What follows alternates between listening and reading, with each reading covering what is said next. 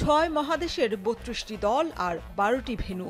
বিশ্বকাপের মতো বিশাল মহাযজ্ঞ শেষে শুরু হতে যাচ্ছে ক্লাব নিয়ে আয়োজিত এই টুর্নামেন্ট, যা পরিচিত ফিফা ক্লাব বিশ্বকাপ নামে।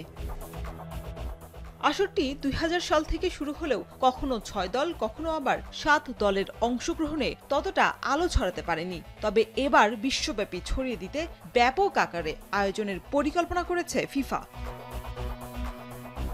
৩২ দল ভাগ হয়েছে ৮টি গ্রুপে। প্রতি গ্রুপের সেরা ২ দল উঠবে শেষ ১৬-এ। সেখান থেকেই শুরু হবে আসরে টিকে থাকার লড়াই। গ্রুপ পর্বের প্রথম ম্যাচে মেসির ইন্টার মায়ামির প্রতিপক্ষ আল আহলি। বর্তমান চ্যাম্পিয়ন ম্যানচেস্টার সিটি সহ আসরের সর্বোচ্চ চ্যাম্পিয়ন রিয়াল মাদ্রিদের পাশাপাশি সর্বোচ্চ ১২টি ক্লাব আছে ইউরোপের। দক্ষিণ আমেরিকার ৬টি, এশিয়া মহাদেশ থেকে আছে ৪টি দল।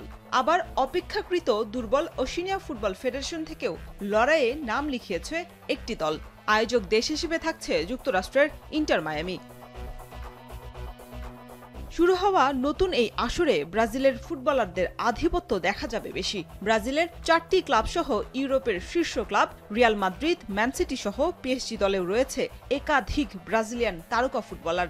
আসরে ১৪২ জন ফুটবলার থাকছে ব্রাজিলেরই। সেলেসাওদের পর দ্বিতীয় সর্বোচ্চ ১০৪ জন ফুটবলার খেলবেন আর্জেন্টিনা থেকে। নতুনত্বের ছোঁয়ায় ভিন্ন মাত্রা যোগ হয়েছে ক্লাব বিশ্বকাপে। অনেক নিয়মসহ অত্যাধুনিক প্রযুক্তিই থাকবে এবারের আসরে। ক্যামেরা নিজের শরীরে লাগিয়ে মাঠে নামবেন রেফারি। বডি ক্যামেরার সাহায্যে গোল কিংবা বল পজিশনের চিত্রে আসবে ভিন্নতা। আবার গোলরক্ষক বল হাতে নেয়ার ৮ সেকেন্ডের মধ্যে ফুটবলারদের পাস না করলে প্রতিপক্ষ পাবে কর্নার কিক।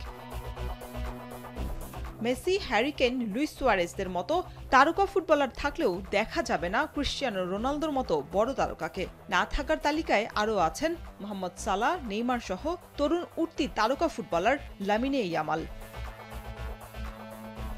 শুধু খেলোয়াড় কিংবা দেশ নয়, এবারের আসরে থাকছে অবাক করার মতো প্রাইজ মানি।